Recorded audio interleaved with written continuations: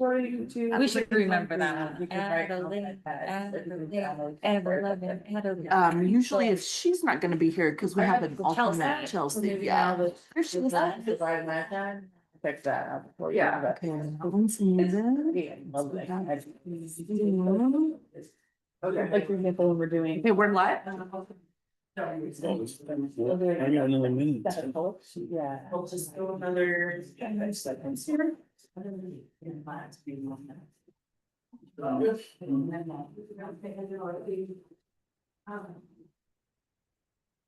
anytime.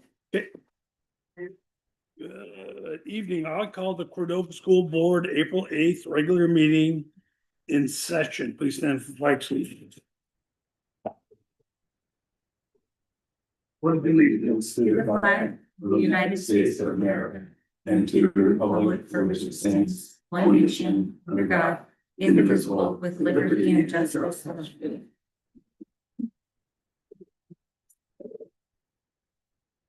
Hey, Crouton, Here. Pete Hudson, Yes. Emma Merritt. Here. Pete Sadow. Here. Melanie Coles. Here. Emily Bond. Here. Okay, I need a motion to approve the meeting agenda. Correspondence? Well, the correspondence is just all our information, right? There you go. I motion to move item number 9 in the consent agenda, BP 21. So we'll put that in discussion, so we'll move it first, Yeah, we need a motion. move it, second it, and move it, second it, and then into discussion. You I'll can- move to approve the Cordova School Board agenda as presented. Thank you, Pete. Second. It's been moved and seconded, discussion. I move to move the item 9 from consent agenda, BP 2123, evaluation of the superintendent. To discussion. Okay, it's been moved. Right? Can we make that as an under new business Sure. rather than discussion? Sure. It's on the consent agenda as an action, so we can move it. To new business or action. So it's been moved. Do we need a motion to move it, or it's been moved? Okay, any other discussion? Okay, roll call vote on approving the meeting agenda. Kate Trudeau. Yes. Melanie Coles. Yes. Emma Merritt. Yes. Pete Hudson. Yes. Thank you, Bob. Yes. At this time, audience comments.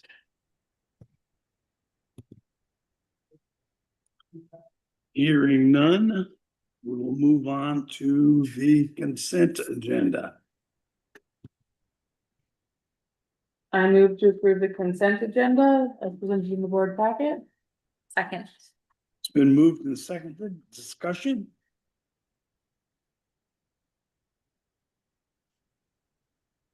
Hearing no discussion, roll call vote, please. Kate Trudeau. Yes. Melanie Coles. Yes. Emma Merritt. Yes. Pete Hudson. Yes. Kate Trudeau. Yes. Okay, that moves us to reports. Is that correct? Okay, reports, student council. The junior and senior student body just got back from Close Up, which was a really amazing trip. We're all super grateful to have been able to experience that. We got to learn a lot about different perspectives that we see all over from different states. It's the first time a lot of people got to see big cities like that. So I think it was a really cool experience, especially for those who want to go out of state for college, just to have that experience. There's been a lot of traveling between Close Up, Hawaii, just this quarter. So we're all glad to be back and catching up on our work now. So juniors and seniors go on that? Close Up, yeah. So it's every other year program. Oh, nice. Thank you for that. And Cordova Education Association.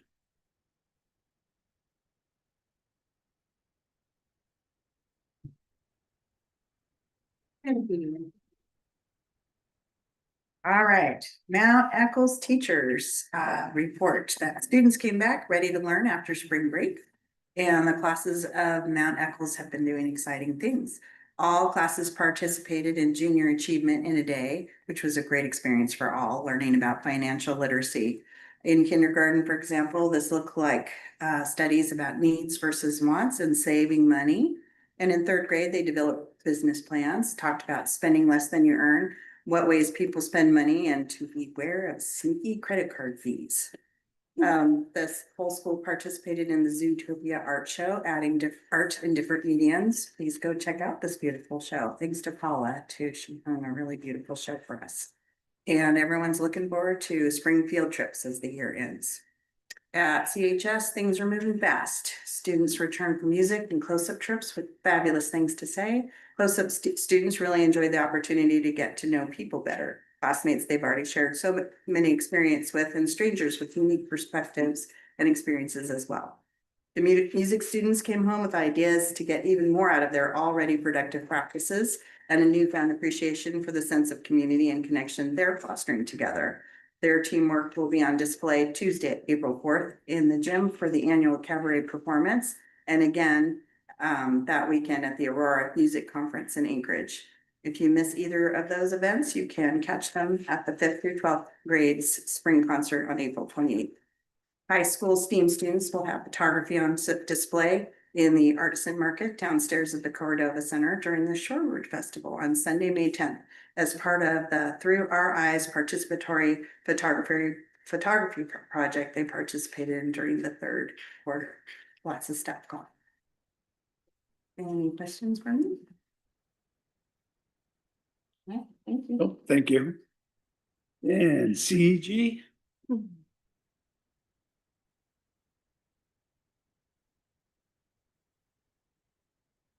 Good evening, I'm Nathan Nolan with CEG, and first of all, I'd like to say thank you to the district that put the story time for little ones down at the local library.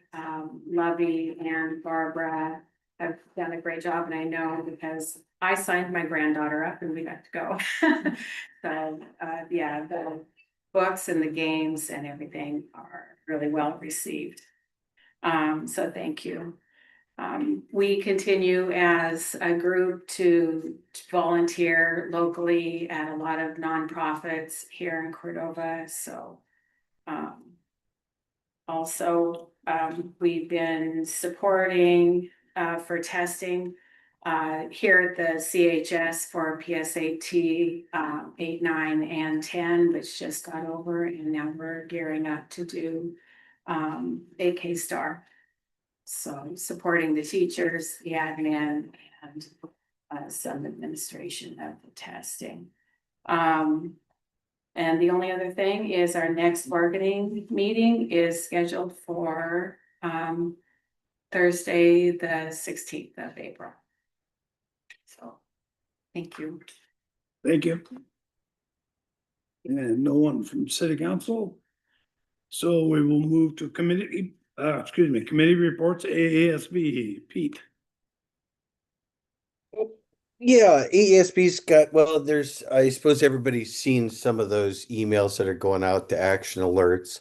There's a number of bills in play. It's been fascinating to watch the price of oil go up, and now it's going back down again. Hopefully the state got some revenue for funding. And next weekend is the Spring Academy.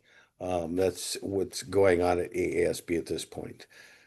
But yeah, sometimes some of those bills are interesting, and if people want to weigh in on them, it's always good to call in. And if you need some verbiage, maybe you can talk to Alex. Thank you, Pete. And the high school site council, The next one is on April 23rd, 5 to 6. elementary site council. April's site council meeting is going to be on Wednesday, next Wednesday. Okay. And what's gonna be the subject? What? Thursday, next Thursday. Thursday, okay. Safety facilities. Ms. Merritt or Pete? Oh yeah. We have one scheduled for the 14th. Okay. Boy, this is easy. Yeah. Curriculum committee. scheduled for May. Policy committee, Pete, I didn't make the last one because I was out of state. Yeah, we looked at the 2000s, relatively short. We didn't necessarily see much of anything in that particular short set of policies. Thank you, sir. Negotiations, we have one coming up next Thursday at 4 o'clock. And then 2 weeks later, we have another one, I think, about 2 weeks later. Yep, so. More information about that in the future. That we will move to administrative reports. Seth? Hello? Not much to add, other than we have music and track going on right now. We'll be traveling soon, next week, hopefully both of them. And yeah, getting ready for athletic awards and kind of shoring up for the season here. The track's a late season. Very late, yeah. Yeah, it School's goes to out May- already, right? Yeah, it goes to May 30th. But hard to do a lot on the track when there's ice, snow. Yeah. I received a picture from Valdez, they still had a bunch of ice on the track and they're crossing their fingers. But the team might start chipping ice here soon. That's Alaska for you, you know? Any questions for Seth? Nope, thank you, sir. Okay, thank you. Ms. Gonzalez?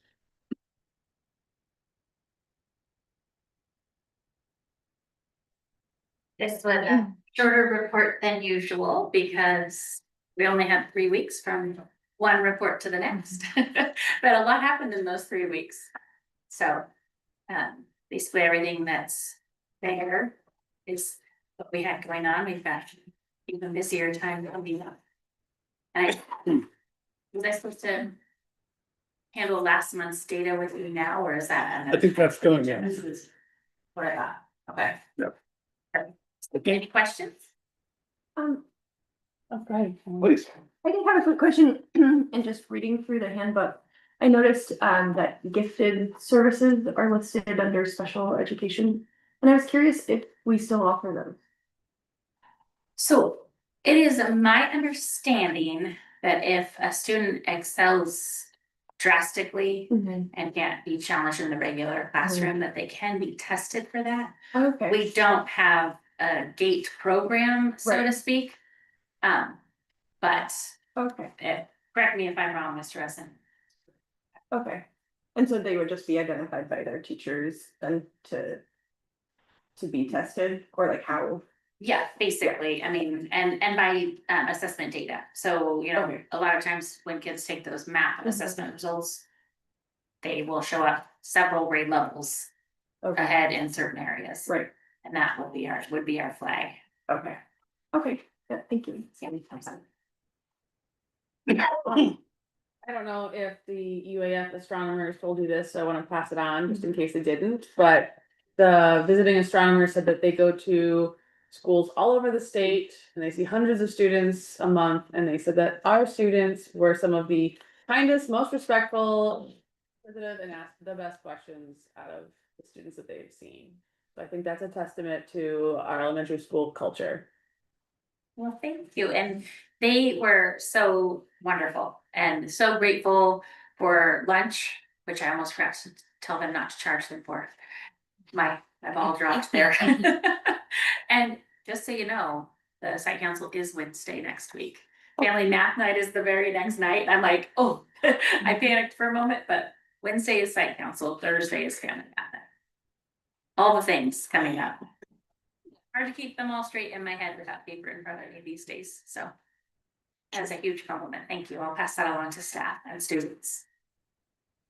I kind of had a follow-up on Milani's, just based on the conversation, it sounded like there are currently no identified gifted students, or is that a test that, Am I at liberty to disclose that information? Confidentiality purposes? We Yeah, we do not have any currently identified for programmatic needs for that.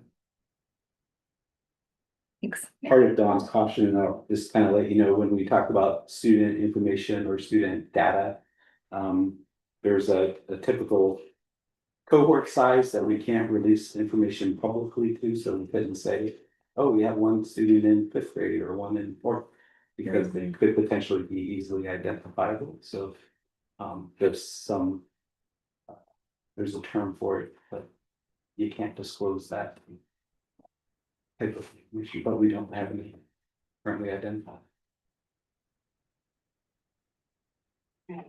Pete. I am encouraged by the attendance. It's going back up to almost where it was when we started the year, so that's exciting. Yes, And tomorrow, seafood chowder day, is that what I'm hearing? I think we're gonna have the best lunch attendance ever. You Yes, it is. have big bowls for big guys? I am not in charge of Oh. that, but I can ask Sandy, or maybe you can just bring your own. Hank. Well, that's an idea. I mean, if you show up for that.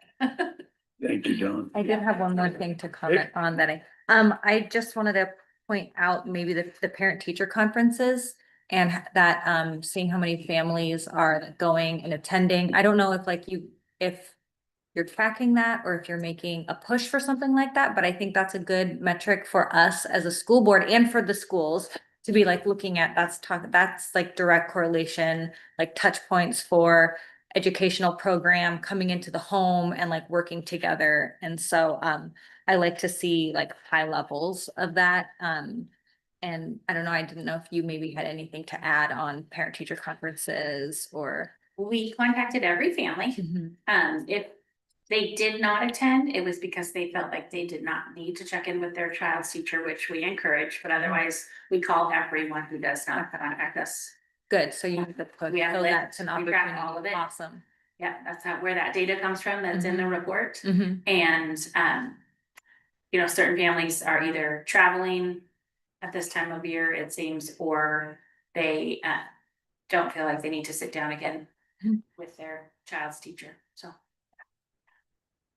That's common practice everywhere. That first conference of the year, try to get 100% attendance, and the second one, it's on a need basis. And we still try Yeah. this spring, but we can't force that. So. Thanks. Yeah, Yes, questions? absolutely. Thank you. Okay. And Mr. Paul.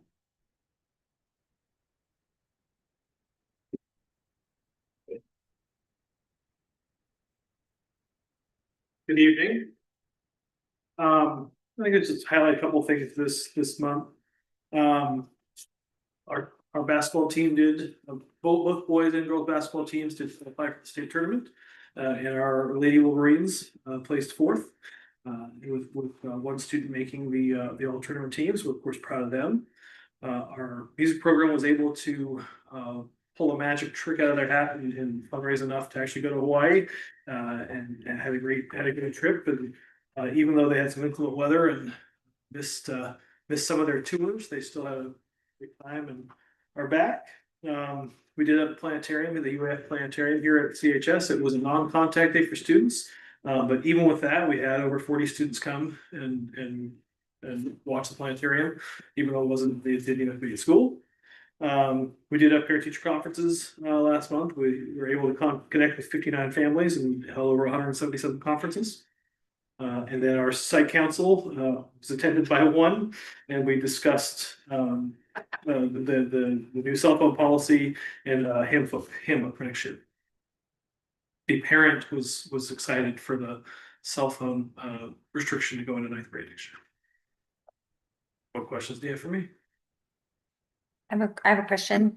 I was wondering if maybe you and Mr. Russ, and I don't really want to delegate extra work, but I know that at the beginning of the year, you made the decision to do no cell phones in junior high, right? And you made some action at the end of 7th graders, no junior high. Okay. And then this year you're making progress on there. I was wondering if maybe we could get like a form, a little bit more of like a evaluation. Like, this is what we observed that was different, that we, we're pleased to see.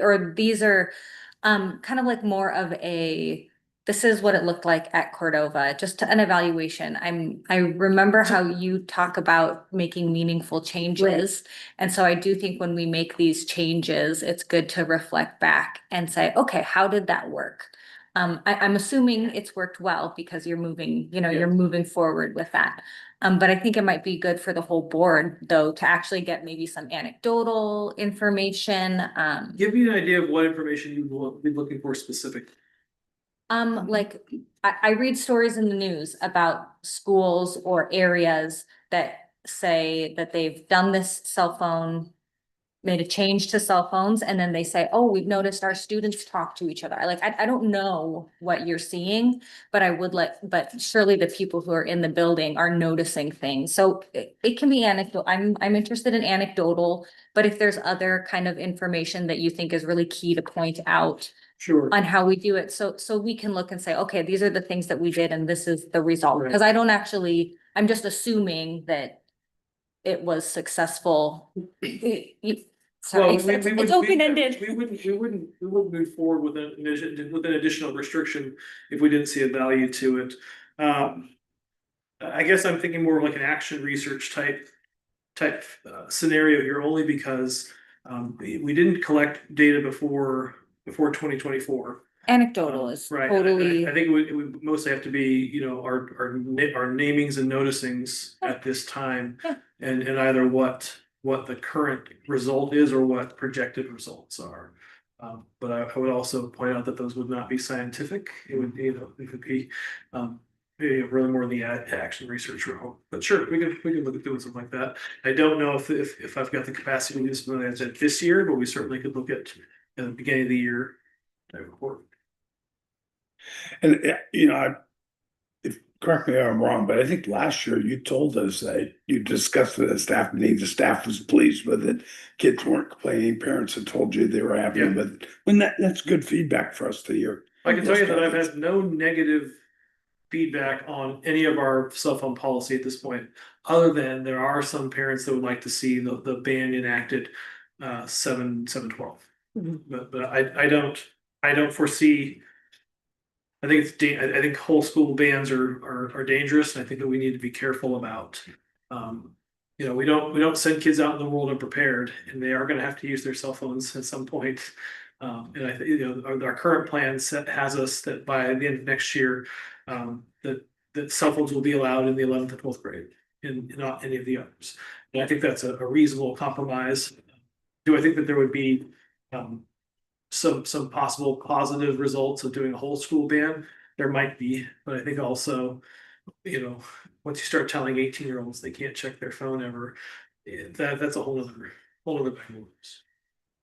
And maybe I will just temper the word report to just like anecdotal evidence is really what I'm looking for. And Right. and I'm kind of asking this too, because I think that's maybe a good practice for our board as well, when we make changes, to make sure that we're stopping and looking back and saying, okay, this is what we did. How does it work? I know that I'm sure that is what you guys do every day. But as the board, we would love to celebrate that progress and also share that with the community when they're asking about it. I think that's a doable thing. Thanks. Any other questions? Adding on to Emma's, I think it would be really interesting to see student perspectives and how they feel that that's impacted their education and their quality of social life. Yeah, just sort of adding on to that, I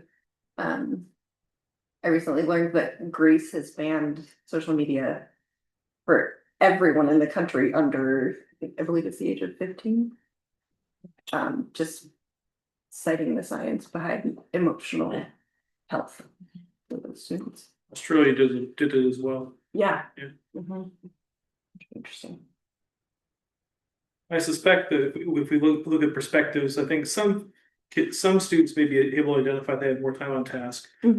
I suspect some would identify though that they sure miss being able to check their TikTok. Anecdotally, one of the things that I can share with you now is that we have seen a significant reduction in nervous behaviors. There were lots of students who felt compelled to always check who's saying what about me, who's doing this right now. The game, did someone beat my score in the game I was in? Did someone call me a bad word? Is someone talking about my boyfriend? Is someone after my boyfriend? I can check right now. Like those behaviors and then that was part of our onus for making our change to remove supplements from seventh grade last year. And I believe that I continue to see a reduction in those nervous behaviors. That's wonderful. Yeah, thank you. But I also couldn't put it down, like I couldn't give you a graph and say. Don't need one. No, don't need. 72% of students feel less nervous. Yeah. I know we can't direct our student council reps to do anything, but perhaps at a future meeting, you can maybe just share a perspective from students and ask in your social circles and, as a representative of the student body, just casually ask. How they feel about the phone call? Yeah, different people, and share that perspective with us. And then we'll task Paul to do the same. Of course, but it's right. And there is a change for the fall for next year, so if you and I want to connect later this week, I can tell you policy changes. Yeah. Pete, did you have a question on this? Nope. Thank you, sir. All right, thanks. All right, thank you. That moves us to the food service, and that's report is in our packet. Technology.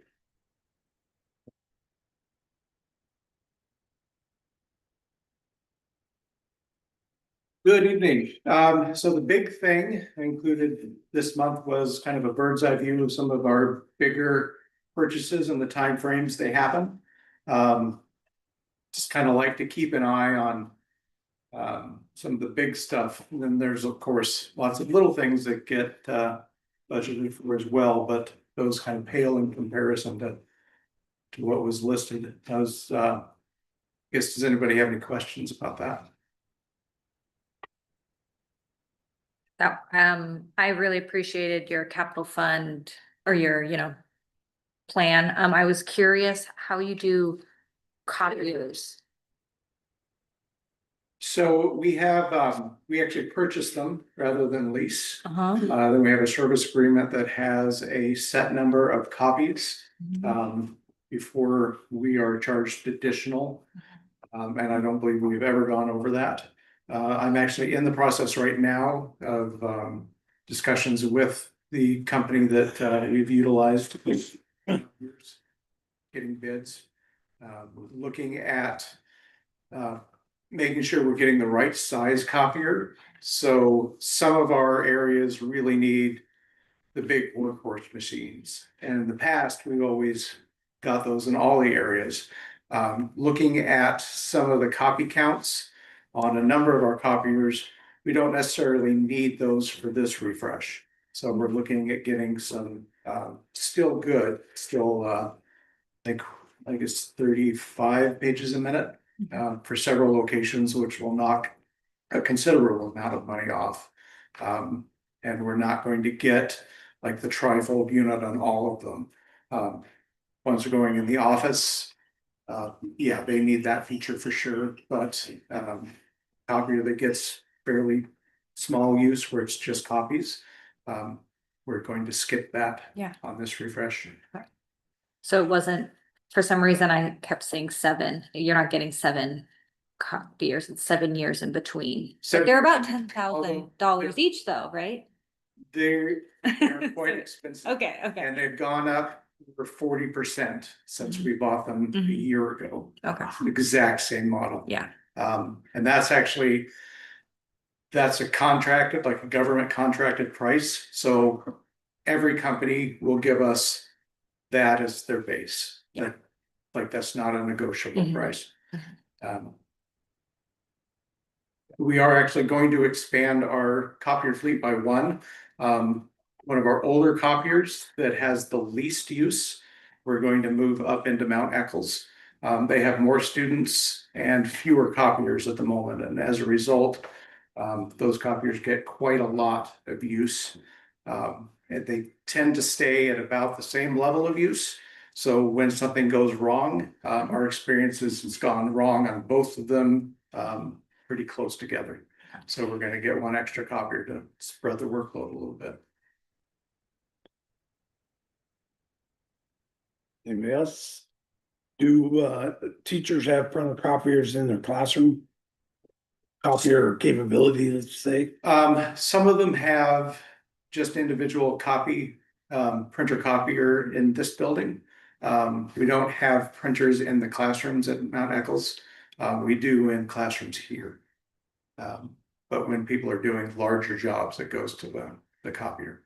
And they can access copier from their computer in their classroom. Yes, and students, if they're having students print something out, they can do it in the classroom rather than go down the hall to pick it up, which has been, I think, a good thing. I had one more question. I see we're on you're proposing a 3-year turnaround for our Chromebooks. Is that what I read? 130 Chromebooks every year? No, so we do about every 4 years. Okay. For Chromebooks, which is, I think, a pretty good spot. They do tend to get a little long in the tooth at that point, particularly after they've gone through middle school. Yeah. All right, I want to personally thank you. Henry's computer was overheating or something and you took care of it immediately. He's happy, so good. Thank you for this. Welcome. You know, Chris? Thank you. And Chris?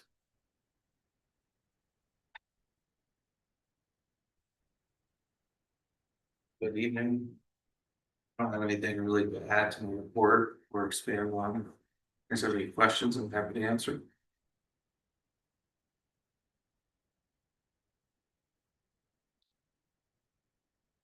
That was easy. Yeah, of course. Okay, thank you. Thank you. Yeah. Ms. Linville?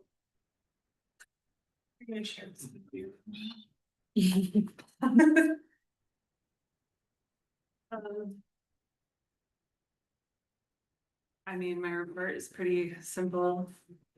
Budget and was really fun.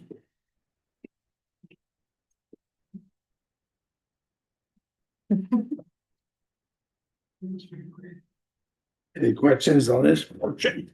Not on this portion. Not on this portion. No? No, okay, thank you. You can stay if you want.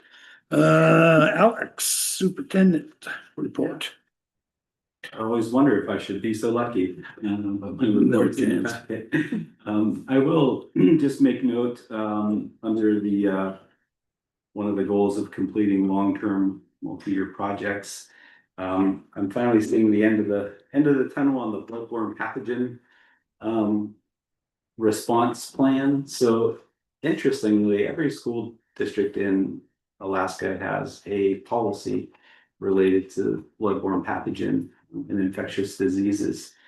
And in the language, it usually mentions that you have a plan, but not so many districts have a plan that you could beg, borrow, and steal from. So this has been really a multi-year project for me in developing this plan.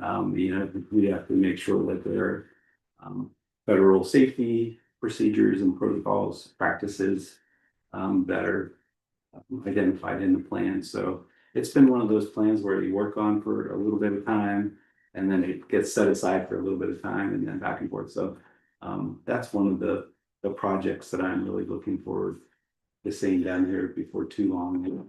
It's actually part of an exhibit. It'll be part of an exhibit in our policy manual so that it can be easily found. So I think probably by the May meeting, I'll have a chance to share that plan with you. We are making some progress on some of our vacancy postings. Don, Paul and I did an interview today for an elementary position, and we've got a couple more interviews tomorrow scheduled. So that's looking promising. Special education teacher, that's always a hard position to find and fill, but We have some leads on a potential candidate that we're looking to hopefully interview the next week or so. Yeah, any questions, Luke? I have a question for you, also maybe Dawn, because I forgot during her report. But also it's budget related, so the 5th and 6th grade combo class, like I did see in later budget documents that we're looking at no 6th grade, no additional 6th grade teacher again. So that would, I think, place us at doing 5th, 6th combo. Anyway, I would like to know if not at this meeting, maybe the next meeting, we could have like an evaluation on the 5th and 6th grade, what we saw work, what didn't work, what the kinks were, are we doing that next year again, and maybe some information on that as well. Yeah, sure. We can definitely provide that. Just high level view, part of our administrative discussions with staffing and staffing assignments are, it looks like there may be enough students to have a standalone 5th grade class, a standalone 6th grade class, and then maybe one 5-6 combination class. So we're sort of evaluating, what that looks like, and some of the feedback that Ms. Gonzalez has got from people is that they kind of like having their child in a 5th, 6th grade combo. So there is, an element of the community and parents that might like that arrangement. And so we're just kind of exploring possibilities and thoughts around what that might look like. Cool. And so these interviews for an elementary teacher would not necessarily be for a 6th grade position. Yeah, so right now we have a kindergarten vacancy for next year and a 6th grade kind of placeholder position. So, yeah, so right now, just depending on who we interview, where we think the best fit would be, we'll sort of determine which of those positions get filled. But we will still be at the same teacher count then, as we are this year. At the elementary. Okay, good, okay. Yeah. That's what we have this year. Okay, interesting. Yeah, I would still like to just get a little evaluation of the 5th, 6th, but thank you for sharing like next year's plans. That's great.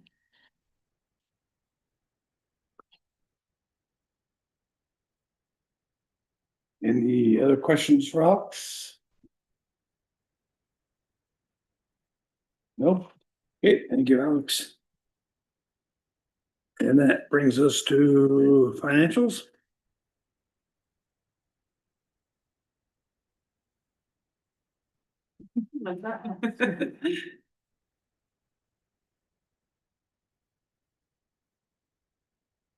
I'm ready. I went through the capital budget funds and when I looked at the capital budget funds, I just shared my desire to maybe have them be a little bit more usable. And maybe broad. I'm just assuming that since the board allocated these monies at some point in time, that the board would also be able to reallocate. I don't know if that's true or not. I'll let administration kind of, yeah.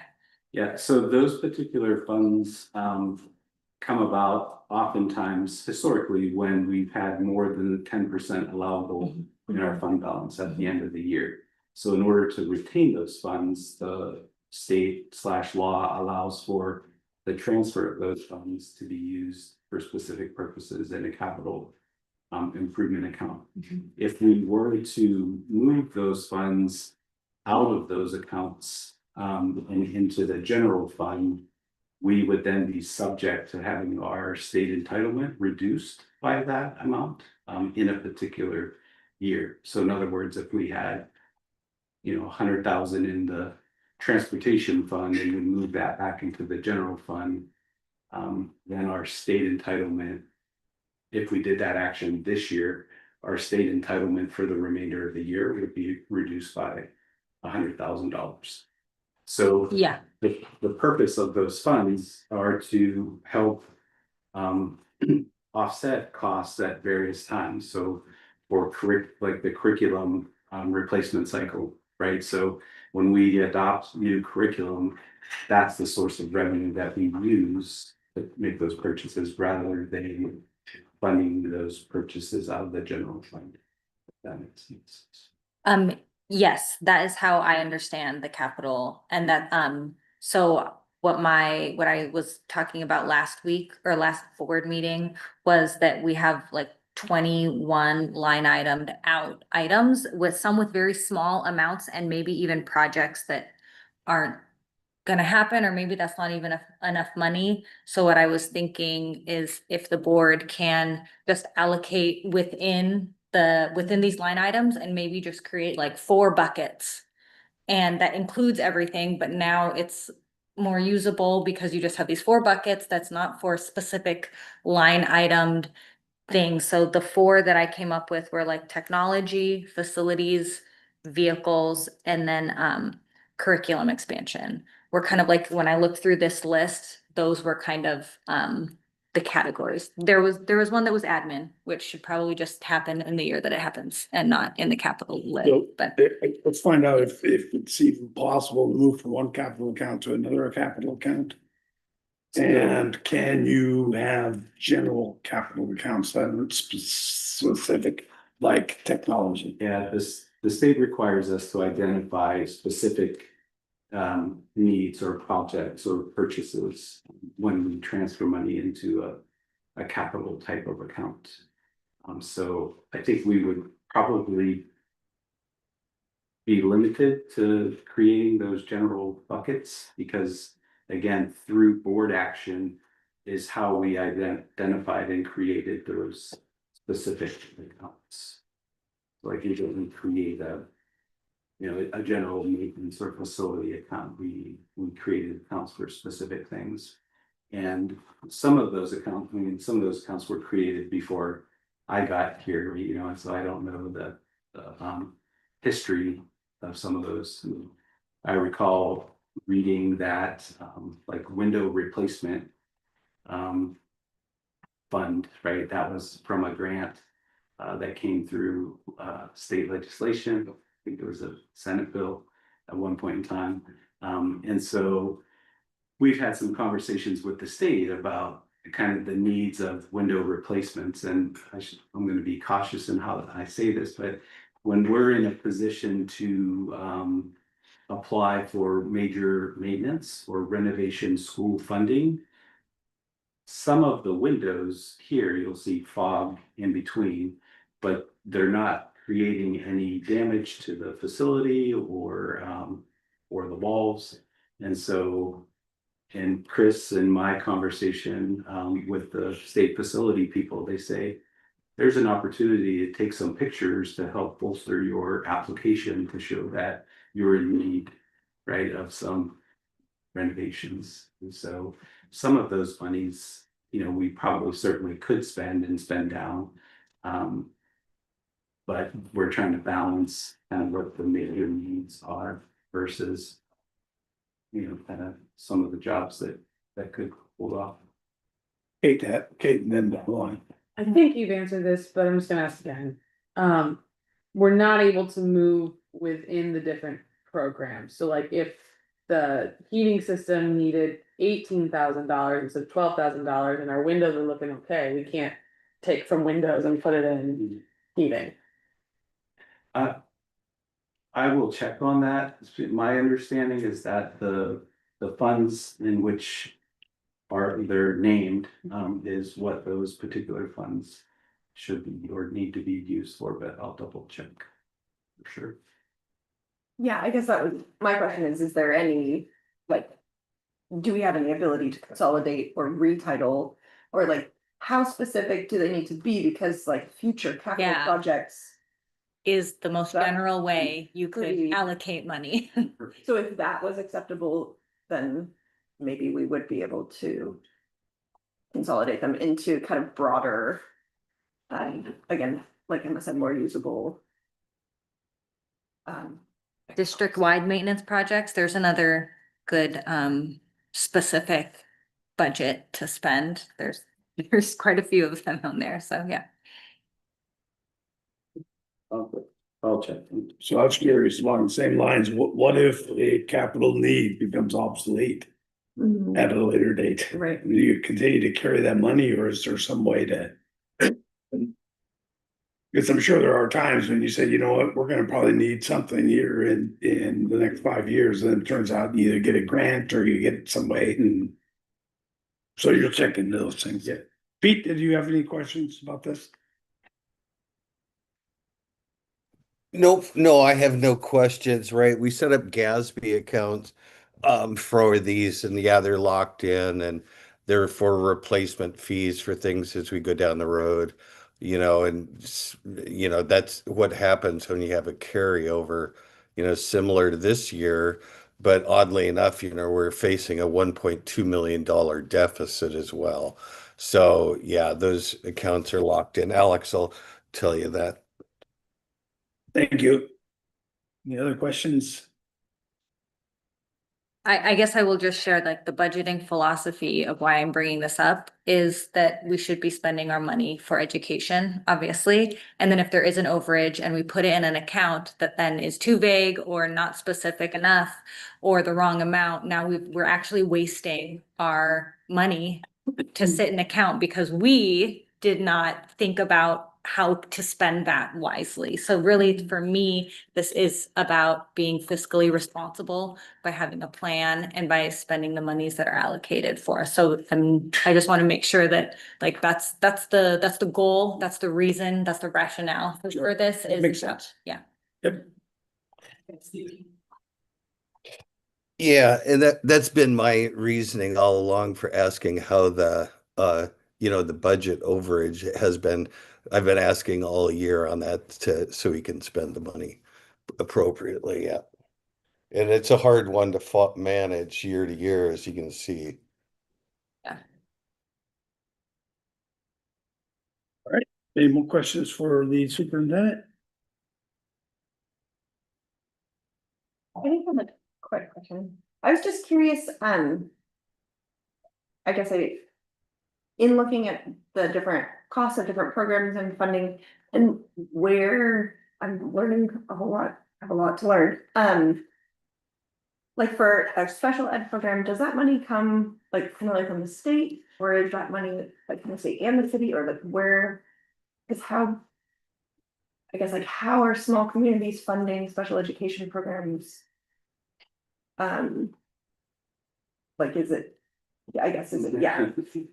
Right, so. City contributions, don't come with a, earmark, Mhm. so to speak, nor does state money. Okay. Like, the state money is based on the student formula, Mhm. right, of which there are a number of different multipliers. Okay. Vocational education, special education, Mhm. geographic cost factors, school size factors, right? There are, I Okay. think, almost a dozen or so factors. And that really comes into the general fund Okay. of the district.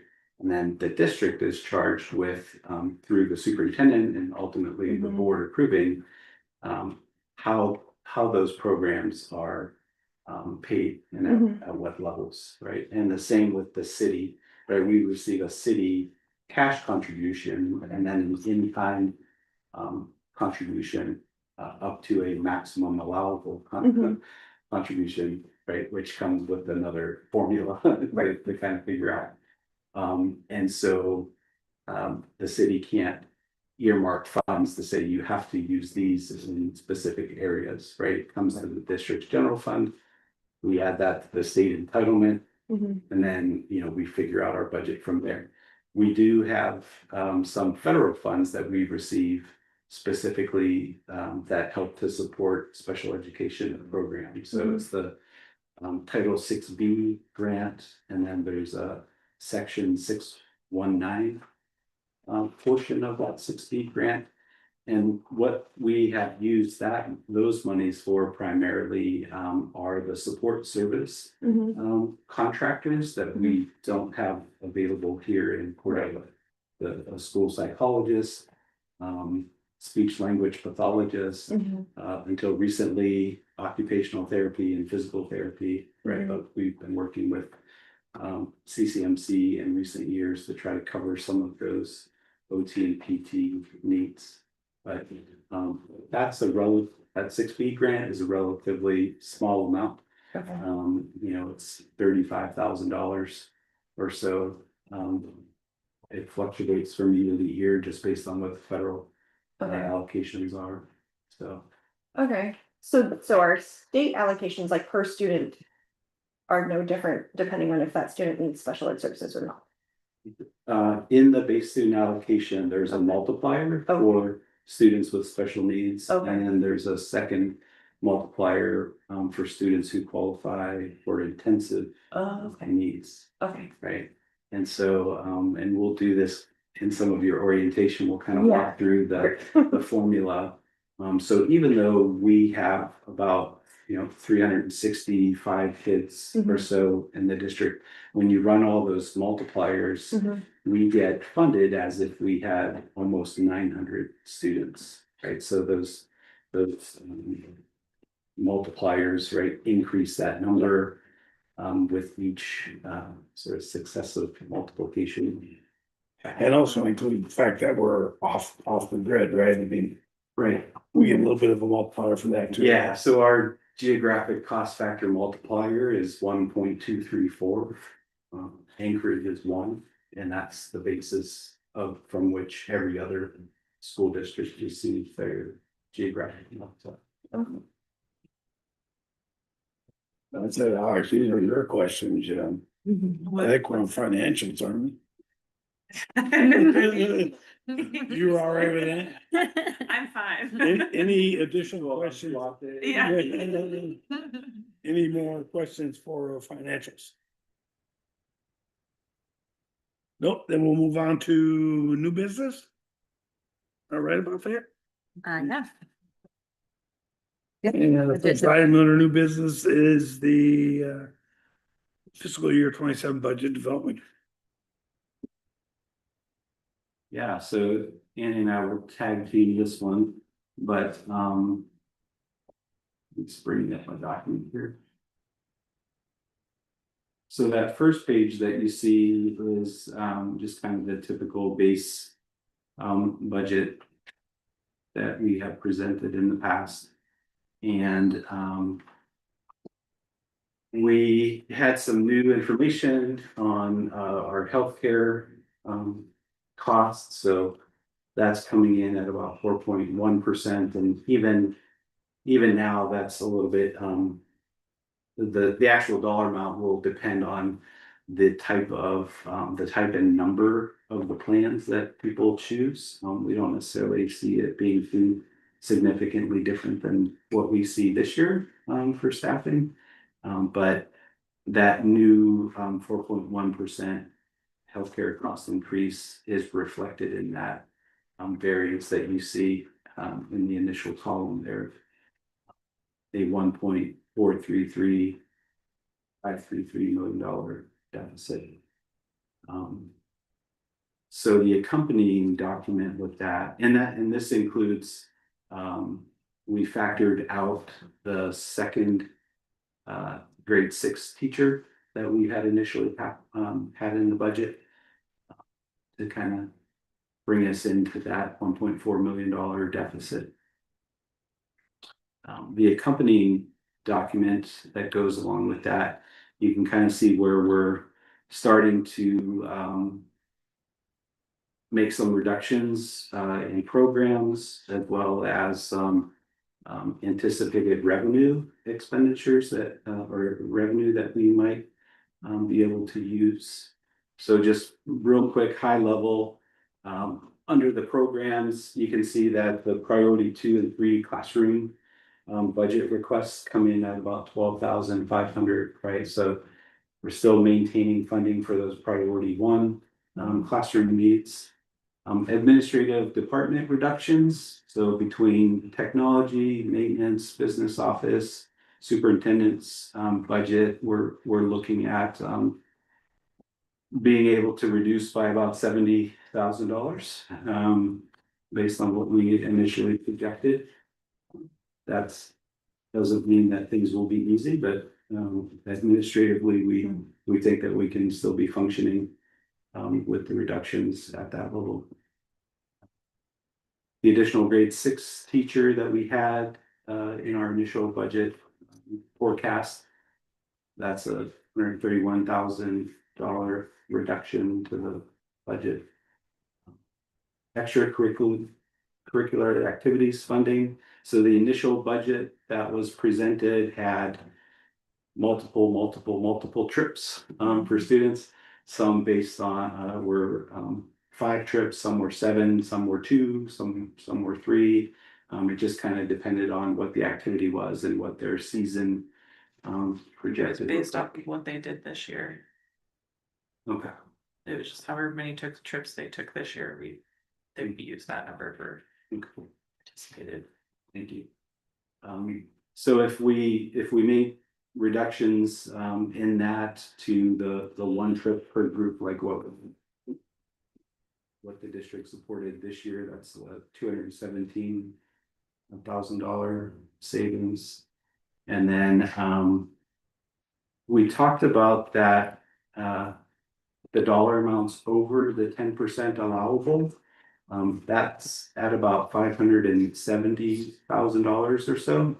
So what we could do is to use 300,000 of that as a prepaid expense for next year, right? So we can make that payment this year because the funds are available, but it will be booked to next year's fiscal budget.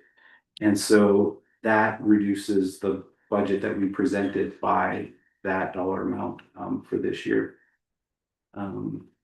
So that with the reductions, that takes us up to about $730,500. Potential revenue sources for the past couple of years, we've been talking about that district scholarship fund, and there's a little bit more than 200,000 in that. If we were to access half of that, 100,000, that could be a revenue transfer that helps to reduce the deficit. And then a drawdown on the fund balance. So if we started to fund balance the year, we're looking to finish the year at about $732,000. We could potentially draw down on that by about 250,000 and still be a little bit above that floor that the board talked about a handful of years ago at having 450,000 in our operational budget. So that would be, cash on hand to pay our bills. A lot of our bills, I wouldn't say a lot, but some of our bills, we pay out for the grants that we receive, but the grants are reimbursed on a quarterly basis, right? So we have to have some liquid cash to be able to maintain paying our bills over a period of time until those reimbursements come back. So, right now, looking at the reductions and then the potential revenue transfers, we're looking at about a $353,000 deficit. So that's $353,000 that we still either have to find in our budget to reduce or to find revenue elsewhere to help support that. And what I'm proposing is that in our budget documents, we put $2 million cash contribution from the city as a placeholder based on what they provided us this year. And then there's a $205,000 in-kind contribution. And I learned recently that the maximum contribution that the city can contribute is just right around $2.6 million. So what I'm proposing, and hopefully to get your consent or agreement to, is I'm going to ask that the city's contribution be about $2.35 million cash contribution, and then that 205,000 in kind, and that would put us right at about budget. And so just maybe wanting to hear your thoughts on that. So that 2.3 plus the 205 puts us just under the maximum allowable contribution. So there's gonna have to be some heavy lifting. I would like to ask on the board's part to really advocate with the city council when that's presented to them.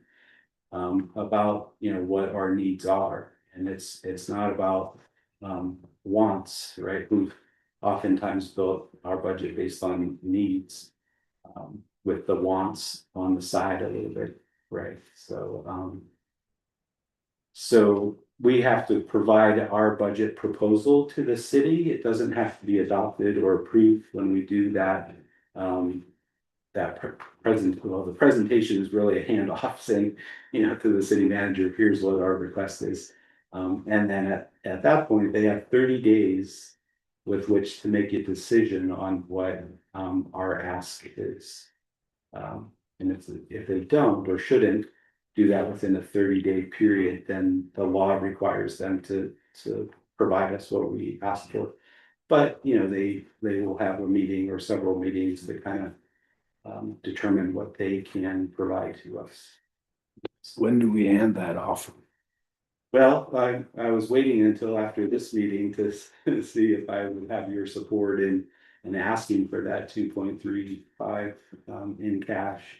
And we can put that number into the new or into the state form that we provide to them yearly.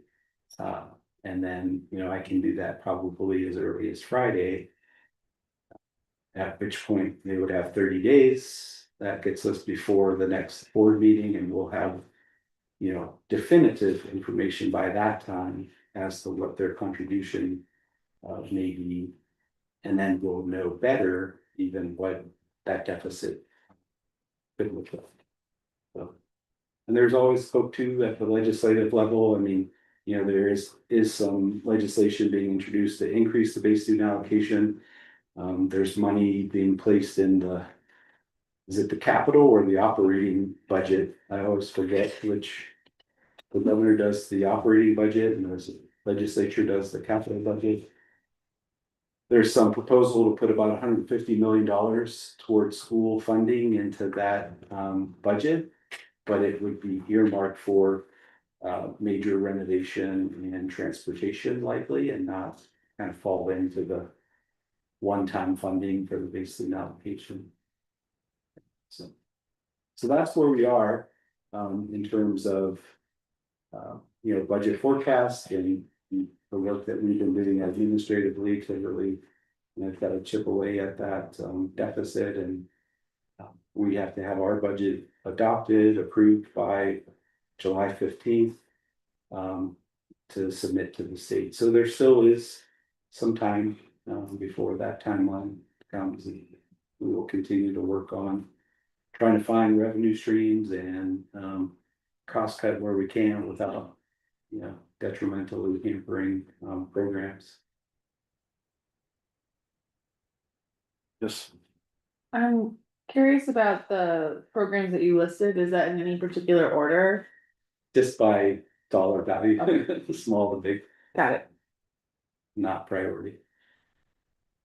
And I had a quick question. The extracurricular activities funding for one group per trip, is that junior high and high school one trip? So junior high basketball, boys and girls, one trip, high school boys and girls, basketball, one trip, robotics, one trip. Okay, volleyball, one trip. and So- because I was a little confused because you said that was what we followed this year, but people actually didn't. They were paid for by Fundraise. Okay, so And it's one trip and then regionals and state we pay for. so that doesn't count. That does not count as the one trip, right? Right. And it's one trip per activity, because last year there was confusion with the general public thinking that the kids had to choose between like Yeah. robotics and cheerleading. Like, no, you can do robotics and you can do cheerleading. Okay. I am in support of requesting the full amount from the city. I think that's responsible to ask them. And then for the full amount, especially given the situation that we're in. I don't know what is happening at the city level, but I might not expect the full amount. I do think that when we have to talk to our city government about education, I think we should be really putting our best foot forward in what we are providing for our community and really putting like our educational program in front of them to tell them, look at what we're doing. And I mean, and we're gonna have to make a very compelling case, not just feel good. I mean, they're balancing a lot of very serious issues that affect like health and life and safety of our community.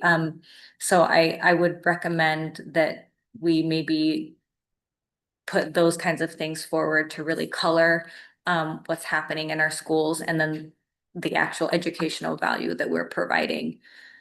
A lot of the city council members, what my takeaway was from the last time we met with them was a lot of them didn't know a lot about what's going on in our schools. And they just have an idea of what it was like when they were in school, which is, I think, great that we have this like really deep connection to our schools, but our schools also look different. And so it can be very disorienting then when we're talking about some of these things. I do think it's worth it to point out to say, hey, last year, all of our sports fundraised.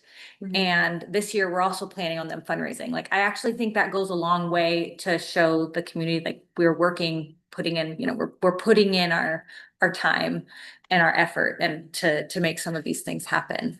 So, that's my recommendation when we go to the council. And then just a comment, and it'll be the same comment last year, and I'll make the same comment this year about the cuts. I know you have to cut, but it really does hurt me to have teacher positions cut, even if they were ones that we didn't have before. Teachers are the number one priority for myself. If I'm looking at how I would build the best schools, teachers would be on the very top there. So I thought that it was worth saying. I agree with you 100%. And then the other part about grading immediately goes to math teacher, sixth grade teacher, special ed teacher. All of a sudden, that's the whole $300-some thousand that we're off. So it also makes me nervous to be hiring people at a time when we might have to look hard at where we're going to reduce. Are we prepared to share with the city some of the things we might have to consider if they don't? I mean, are we prepared to tell them that the athletic events and food service and math teachers and everything on the table? Okay. But I think it's beneficial to be able to say, these are the things that we would have to consider.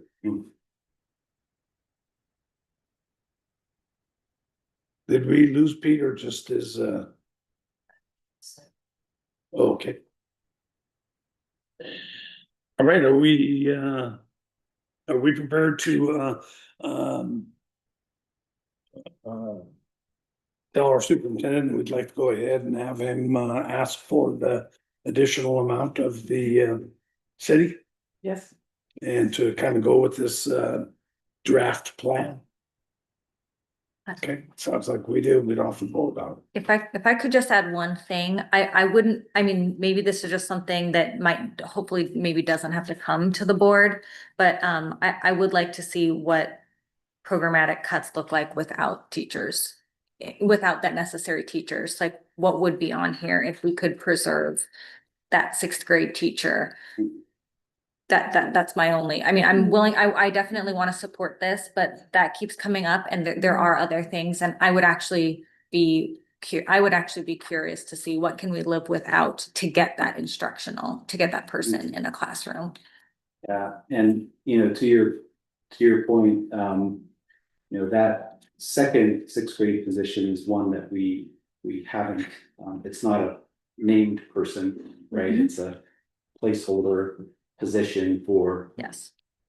If money were not an object, Or space. right? Yeah, and so there are some space considerations at the elementary school that we would have to reconfigure and do things. But we don't hire a second sixth grade teacher. Then the scenarios that I mentioned before about kind of that fifth, sixth grade. Grouping of kids, one fifth grade, one sixth grade, and then a 5-6 combo potentially. So in those three classrooms, that's about 72 students. So right around 24 each classroom.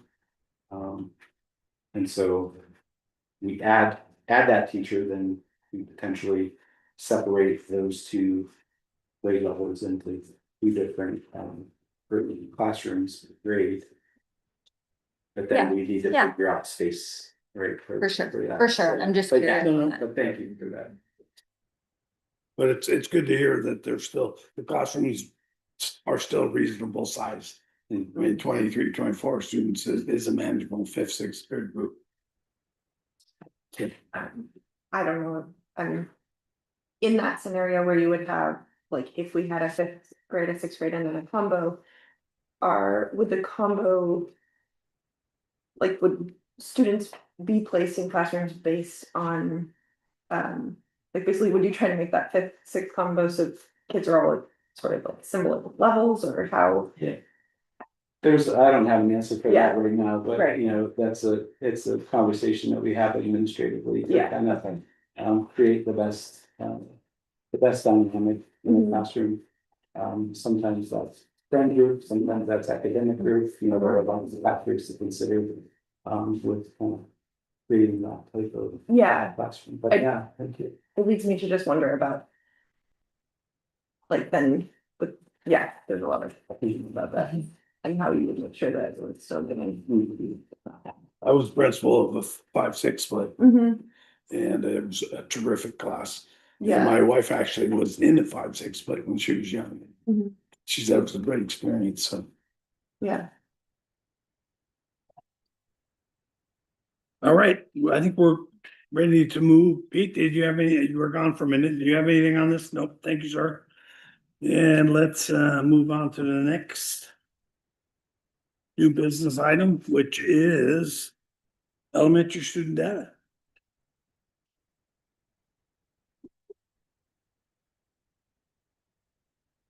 Might pull over here because I think I might be here for a minute if that's okay. Sorry that I wasn't here last month. I got that lovely stomach bug that was going around. And you did not want me here, so. There that is, I'll just kind of go into what my observations were of the data since you've had a month to digest it. In kindergarten, our math growth, in reading, they went from 40% at proficient or advanced to 52%. And in M class, there was a growth, on their literacy screening of 45% in that proficient advanced band to 62%, which is a pretty good jump. First grade, math went from 63 to 69% in reading, and class 78 to 72%. So there was a little bit of drop in that screener. There is an increase, just so that you know, it's not the same screening results, like the bar that they are setting the benchmark, it goes up every trimester. So, you know, there's beginning of year, middle of year. And so that's a little bit of a dip, but not a huge one, especially based on their math data still continuing to climb. Second grade math went from 40% to 40%, but you will notice that that the green band, some of them shifted into the blue. So, and then their M-class screening data dropped from 62 to 60% in second grade. From beginning of year to middle of year. When I have a little to add to that later, but third grade, math 56 to 68, M-class 80 to 76. So math had a pretty good increase and screening went down a little touch. So fourth grade, math went from 27 to 29, M-class from 62 to 71. Fifth grade, math went from 39 to 57%. And M class went from 64 to 73. Sixth grade math reading 38 to 44%, and their M class screeners 53 to 50. So the screening at that sixth grade level is mostly a fluency screening. I will tell you that, when I was trying to figure out what was going on at second and fourth specifically, if you look at their attendance rates, there's a drop specifically in those grades during those winter months. So that is a little bit higher than other grade levels. There are lots of things that can contribute, but that is one thing that I noticed and wondered about a correlation. Not necessarily saying that that is where that drop came from, in math, kindergarten math, and they don't have a screener for math. So it's just math data that we have to look at. 40% to 57%, first grade math, 56 to 69%, second grade math, again, a drop, 46 to 40%. Third grade math, 47 to 48%, fourth grade math, 30 to 20. So, fifth grade, 27 to 32. 27 to 42. And sixth grade math went from 25 to 39%, proficient or advanced. And, you'll notice, without, I kind of lumped proficient and advanced together, but I was pleased by those blue bands widening there quite a bit. And then, we specifically met with the M class tutoring staff, and they presented to us growth. They highlighted specific students, which I can't share with you, that had some pretty big growth that we were quite impressed with. But I will share a couple of the pieces of information that they shared with me. They had 18% of our students that were well below basic advanced at least one band, which is a pretty big chunk. 23% of our below basic students advanced performance levels. 87% was our average attendance rate. And that is impressive. They highlighted Cordova because they're working with a lot of schools across the state of Alaska. And we're really impressed by our 87% attendance rate. Also to take into account, if a student that from the above data is enrolled in M class tutoring, they, if when their attendance goes down, not only do they miss their tier 1 regular classroom instruction, but they miss all of their tier 2 and tier 3 supports during those absences as well. So, and something to highlight, our sixth grade students that were enrolled, that were in that well below or below average band, had well above or above average growth. So it doesn't mean that they necessarily moved to proficient or advanced, but their growth was categorized as well above or above average. So. Questions? I'm sure you have a lot. Yes, ma'am. I'm sure this is somewhere in the correspondence school handbook, but I cannot remember. Are correspondence school students included in this data? Do they take the MAP test? They can if they want to, if they opt in. It's not like AK Star where they are supposed to do it. I offer it to them. And if they want to take it, I have Jason roster them. We create a little section for them so that it rolls over into that classroom teachers. So it would be included with the classroom teacher scores. It would be included with that grade level, depending on what grade level those CCS students are in. So, yeah, absolutely. I can tell you that I had 2 participate. So not everyone. Any other questions? Yes, ma'am. Yeah, I was a little curious, the composite scores, that means it's like both math and reading?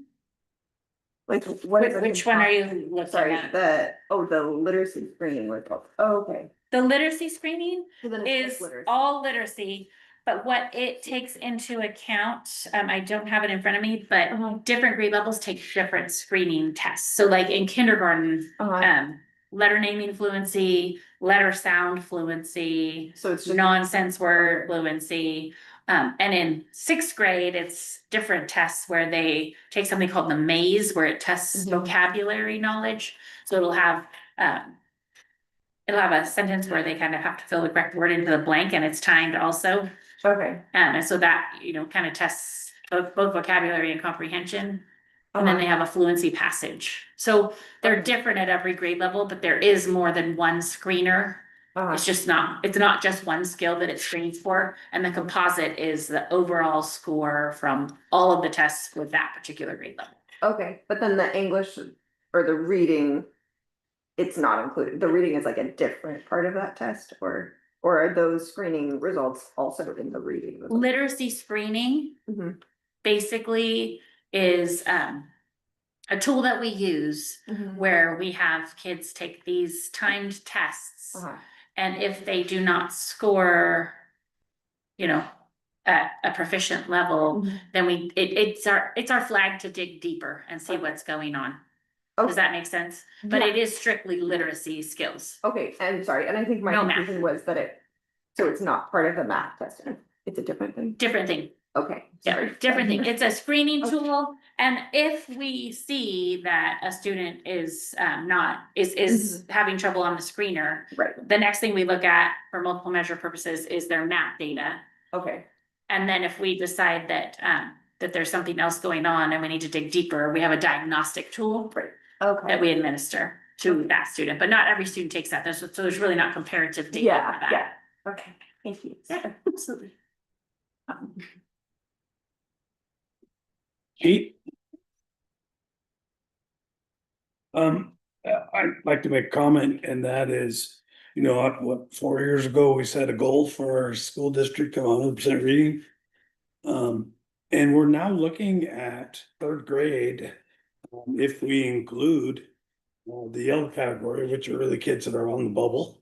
Yeah. And then the blue and green, but we're looking at almost 80% of our kids at reading level, at grade level. And I think when we set the goal, we were in the 50s, weren't we? I think so. Congratulations.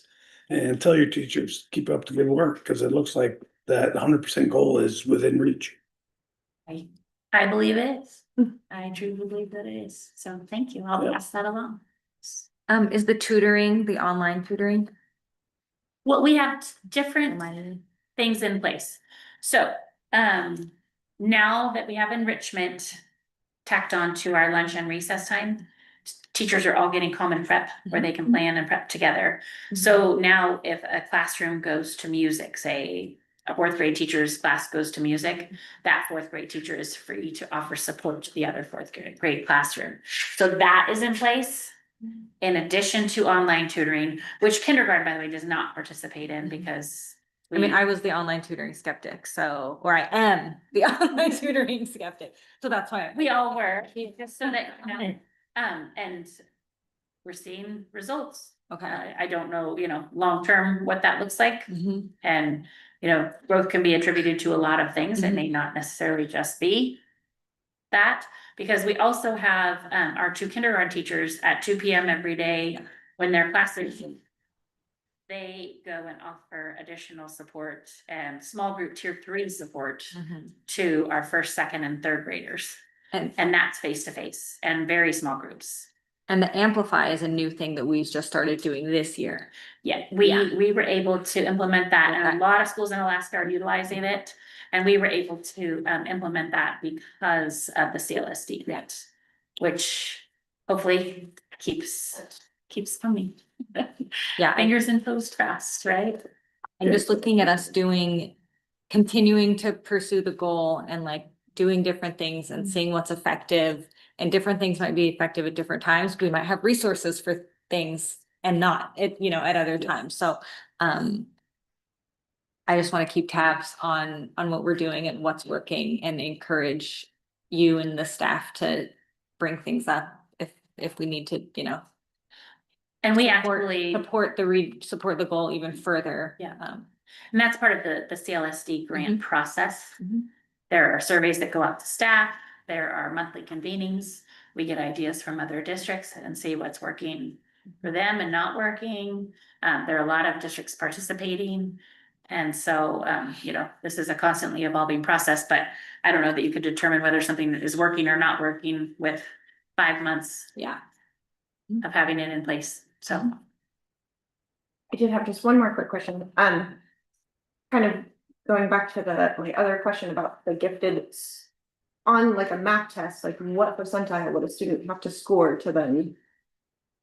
Like have their teachers say, hey, maybe we should. Test this child. Well, on the map test, they can actually look at.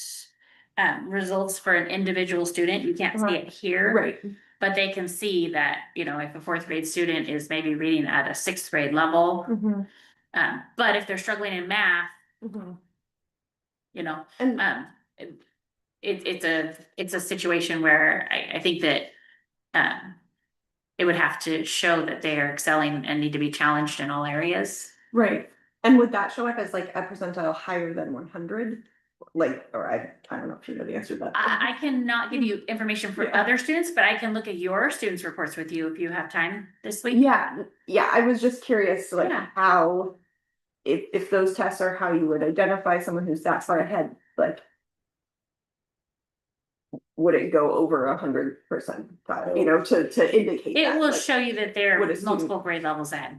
Okay. For example, I have seen a report for a 3rd grade student that is reading at a 9th grade level and has a math level at 10th grade in high school. Right. So that would probably be something that we would pursue. Okay, but you haven't seen that in Cordova.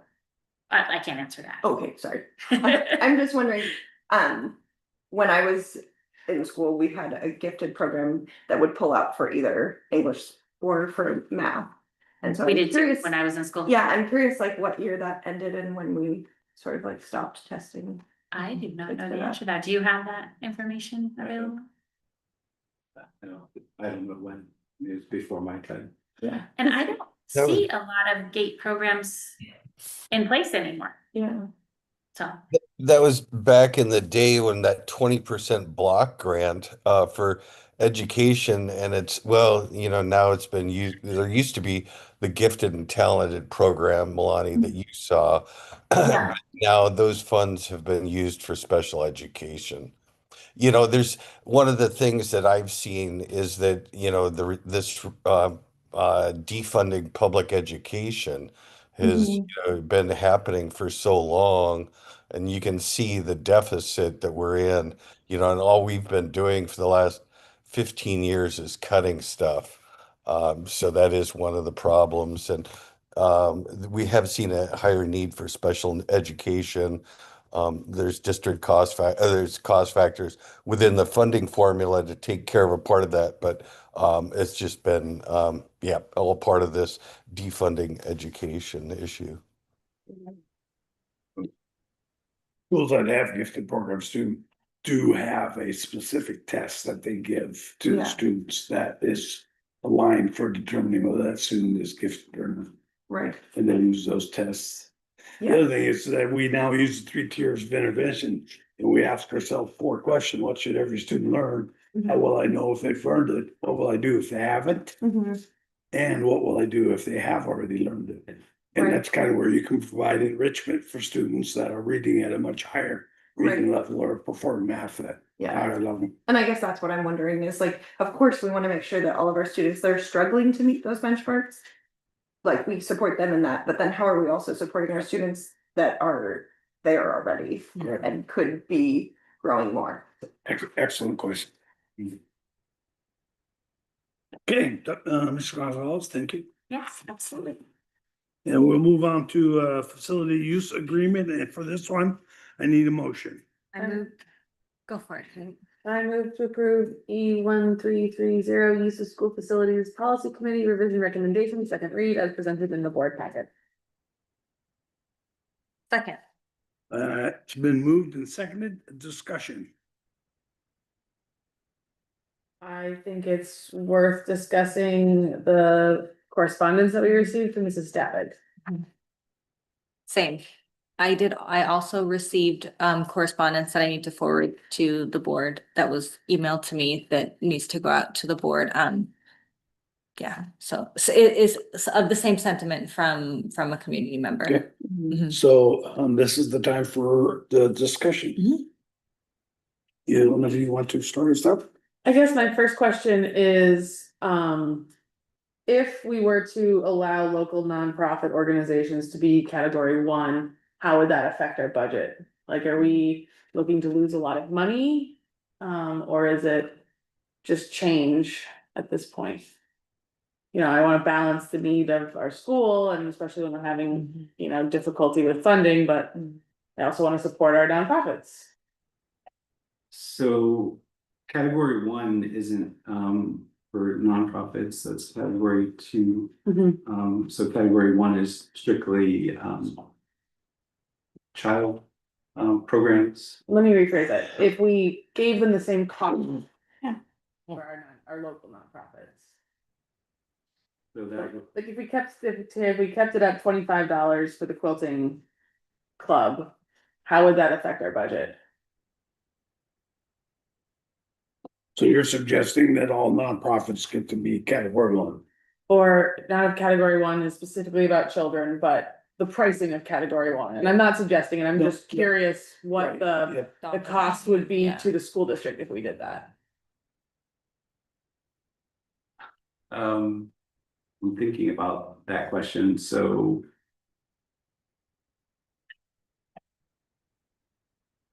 There are probably 3 or 4 main community groups that may not have a nonprofit status, right? You can call yourself nonprofit, but unless you have a nonprofit status, I'm not sure how you can call yourself nonprofit. But of those four groups that typically use the school facility, I know one group is at the current rates on a yearly basis, contributing between $5,000 and $8,000 to the facility use. So with that increase, the proposed increase, you know, that takes that particular group's contribution up to between $9,000 and $12,000. So we can start kind of extrapolating that. I don't think that all groups use the facilities as much as the current group that I'm thinking of. And so, you know, it'd probably be less than that. One group uses the facility every weekend for a couple of hours, you know, throughout the year. So that's probably the highest contributing group. And they fall under category 2, the community group category. It's not a nonprofit organization, right? It's a community group. So Kate, I would say that to your question, you know, you're looking between $5,000 and $10,000 difference among those other 3 groups that could potentially use the facility based on what their historic use of the facility has been like over the past few years. So, you know, that's priority 2 and 3 instructional materials, or that's half of classified staff healthcare costs to the district. You know, so you can start kind of thinking about that dollar term in lots of different ways. Is there any risk that, because I mean, I don't know who the groups are, or what their relationship is, but is there any risk that by raising the fees, they would stop using the facilities or they'd find a different facility? Or are we like providing something that there's nowhere else in town for them to go? Well, it's a good question. There's always a risk that people will stop using the facility for any reason or no reason at all, right? I mean, we just don't know that. There is other space around town to be used. The proposed fee schedule is actually less per hour than like what the city rates are. You know, there's there's classroom space in the city center, there's space at churches, there's space, you know, in other areas that potentially could be used, and so there, you know, maybe there is a risk of that. So, yeah. The policy committee, you know, did do some research and looking into what comparable space around town was, and, you know, part of the conversation at that time was, these fees haven't been touched since 2011. And of course, we know the cost of living and the cost of everything has gone up. And, you know, it's kind of hard from an administrative perspective to think about, you know, each of the groups that uses the facility contributes to the community, it contributes to the school, in some form or fashion. But in whether that's, contribution of goods or, you know, volunteering or whatnot. It's kind of hard to think about, you know, when other things are going up and the district is sort of put in a position to try to generate revenue, right? We don't have a tax that we can impose on anybody. You know, it's really hard for us to generate revenue. So when we did have opportunities to do so, the policy committee felt that it's reasonable to make adjustments to a fee schedule that's been in place for 15 years. You know, so I would point out that there's language in the policy itself that says that the superintendent has the discretion to waive or reduce fees should a group, kind of, and I'm paraphrasing, but should a group not be able to pay those fees. So for instance, there have been times where facility or organizations have wanted to use our facility and we're having a hard time sort of scraping up funds to pay. And I said, well, I'll tell you what, could some members of your group come and help clean up after this weekend's basketball games? Can you send 2 people? Can you send 4 people? Oh yeah, that would be great. So, you know, there are opportunities to have a conversation with the administration, waiving or, you know, for some groups, it could be, could you send somebody from your group maybe for an hour to the school to do, you know, a read with in a class, right? So there are creative ways to mitigate or to reduce, you know, some of the expenses that, you know, could be found in the salary or in the fee schedule. And that would benefit both the group and the school. Yeah, so there's opportunity there, I think. Right. And, you know, and I have done that, you know, over time, and this isn't my proposal, it's, you know, the committee's proposal and policy committee's recommendation to adjust the fees, which haven't been looked at. To try to help the district. I mean, when people use the facility here, they're not just using let's say they use the classroom space. They're using the restrooms, they're using paper towels, they're using toilet paper. You know, our electric bill is upwards district-wide of $15,000 a month, right? So when the building is being used and the space is being used, it's not as if there's no cost to the district. Now, could we, you know, nitpick and nickel and dime? Well, how much does it cost to keep the lights on for, I don't have that data, right? But over time, we don't talk with the district. Sometimes when, you know, user groups use the facilities, we have our maintenance or myself come in on the weekends, principals come in on the weekends just to make sure the building was left in good order for the, you know, receiving the kids Monday morning. There's a cost to that. Some people would say, well, that's your job to do that. Well, I'm doing that because I want the space to be ready for the kids, right? So there's this give and take of, you know, balancing kind of the user groups accessing the buildings. Yes, thanks. Emma, you had a question? Yeah, if Kate, you're done. No, that was great. I just wanted to make sure that we were giving Mrs. Stavick's letter some critical thought before we, because we blanket approved it last time because it seemed great. Yeah. So I just wanted to think through it before we finalize, approve it. From my understanding is that this rate schedule would then be in effect now. We, administratively, we talked about, and as, a committee, we talked about, putting it into effect in the new fiscal year, so in Okay. July. In July. Because a lot of, there aren't a whole lot of groups, right, but the 3 or 4 groups that, routinely use the facility, like some of them have already booked through, the summer, for example, so we wouldn't want to impose a new fee structure on them tomorrow. But we would, the plan would be to implement this July 1 of this upcoming fiscal year. Yep, my considerations with the fees is that I do think we need to strike a balance of our schools being utilized by the community. I think that's overall a good thing for our schools to be used.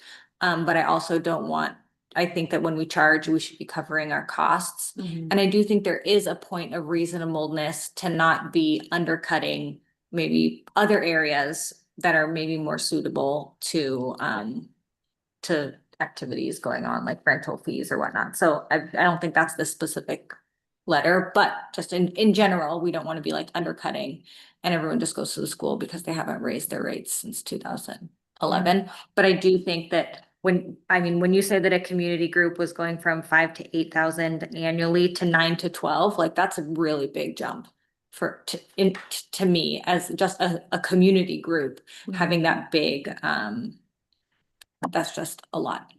And I understand that we're looking at other things, so I appreciate hearing that maybe it's going to be later. I was going to propose either having it be either like a September 1st or a January 1st or something like that to give people who have already built budgets, who have already done fundraising based on something that's been actually very consistent for a long time, not just, oh, they change their rates every year, like you expect some rates to change. So that's kind of what I was thinking as a way to address both concerns. Thank you. Pete? Yeah, I just thought I'd mention, Alex had probably already mentioned, but at the policy committee, we looked at comparable costs around this city. We know we've got a $1.4 million deficit. We know we are asking our students to go out and fundraise because they're only having one trip. A couple of years ago, we talked about cutting our food service and sports altogether. In these fiscal times, we thought maybe we should at least have the prices up to be comparable, but less than what others are asking for similar, as well as the resources that are used by some of these groups are, they're not other places. They happen to be located in the school.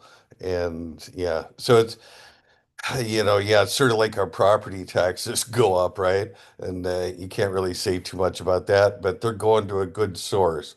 We're educating our students, and that's what we need to be doing, particularly in these rough fiscal times. Hopefully, with a new governor, something might change that. But after 15 years of not changing prices and then even reflecting on the 20 years prior to that, the letter was talking about was free. So unfortunately, I wish house prices weren't as high as they are, but prices have gone up. Thank you, Pete. Lonnie, do you have anything to add in this conversation? No, I think Kate and Emma both sort of spoke to the thoughts that I had about this, and just trying to figure out that balance. And I too wanted to pull it and have a discussion around it after Terry sent that letter. And I even had a conversation with Alex, and it's an extremely good point that the superintendent has the opportunity to negotiate. So if a group said, you know what, instead of paying the full amount, we'd really like to help out in your schools. then I'm sure the superintendent would welcome that because volunteers in schools are hard to come by and very valuable. So I think there's ample opportunity. I also think that if 9 friends and I went to the gym to play basketball at the Bedarkie, it would cost us $100, right? $10 per person. And so talking about $75 for a classroom, for example, for the entire day, if there's 10 people, that's $1 per person per hour. That, there's nothing that's that cheap. So in the end, I think there's ample opportunity for people to be able to make this work for them. And I think the prices are reasonable compared to what, comparable agencies are asking in our district. Alex, do you have anything else to add? Nope. And just to confirm when the start date on that fee schedule would be, is July or July 1st? And for people who've already booked, is it still gonna be July 1st? We don't have anybody Okay. beginning July. Okay. gotcha. Yeah, so that's where they're on our calendar, been booking. Yeah. Yeah. Yeah, but people, I don't know what, when people will book. One group has it booked through June. And another group has it booked through into May and so forth, so. Sure. Nobody has started planning or booking for next fiscal year yet. So we have an action item on the agenda and the motion has been moved, seconded. We've had our discussion, time to vote. Maloney Trail, Yes. Kate Trudeau, Yes. Dee Hefner, Yes. Emma Merritt, Yes. and Hank Krutoff. Yes.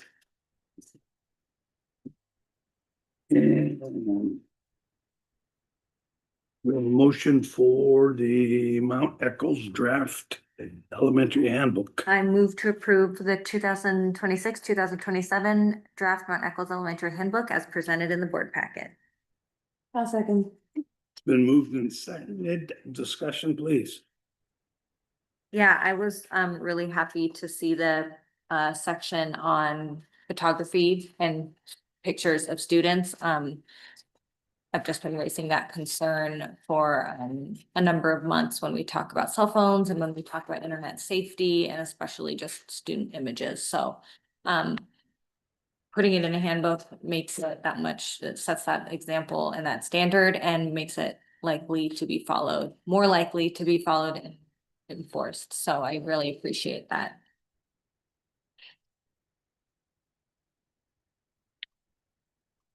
No further discussion, roll call vote. Maloney Trail, Yes. Kate Trudeau, Yes. Pete Hefner, Yep. Emma Merritt, Yes. and Krutoff. Yes. The draft Cordova Correspondence School handbook. I move to approve the 2026-2027 draft Cordova Correspondence School Handbook as presented in the board packet. I'll second. It's been moved and seconded. Discussion.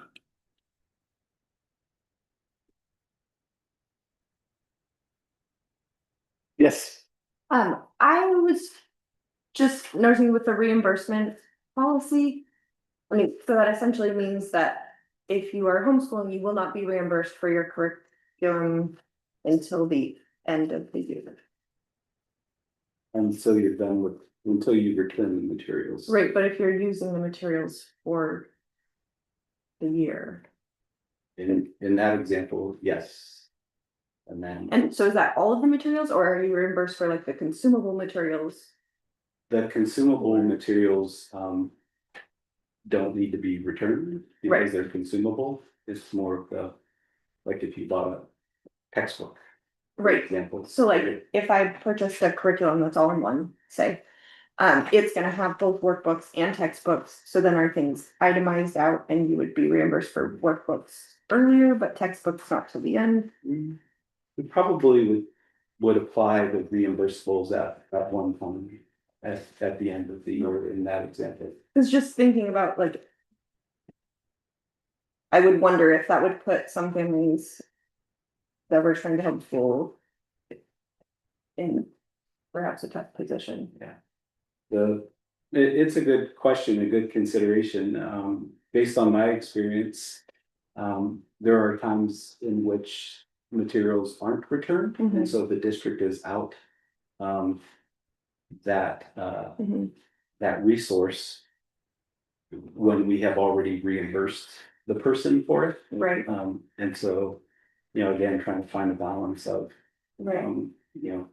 how can we, what carrot does the district have in, getting materials back that it's due. Right. When we have already made reimbursements to people for that, so.